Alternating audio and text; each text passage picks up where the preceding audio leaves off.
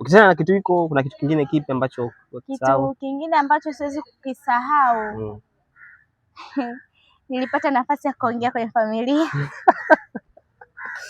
Kuongea kwenye familia? Na nikasikilizwa mawazo yangu. Unajua nikiwa mdogo kwenye familia, waga wazee hawapendi kuchukua yale mawazo ya mtu ambaye ni mdogo, hasa ukizingatia mwanamke.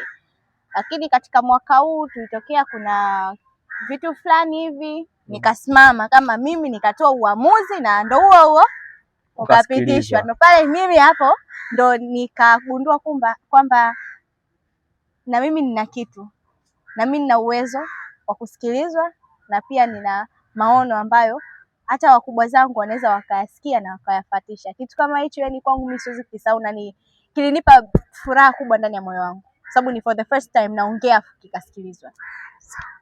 Sawa. Umetoka kumsikiza dada Kulsumu hapo, ambaye ameshare na sisi vitu ambavyo wamefanya au kimetokea ndani ya mwaka 2025 na kimekuwa kwake ni kama surprise, wanda akasema hivyo. Ni Tribe 26, bila kufuata mtandao wa kijamii kama Tribe 26 utapata huko.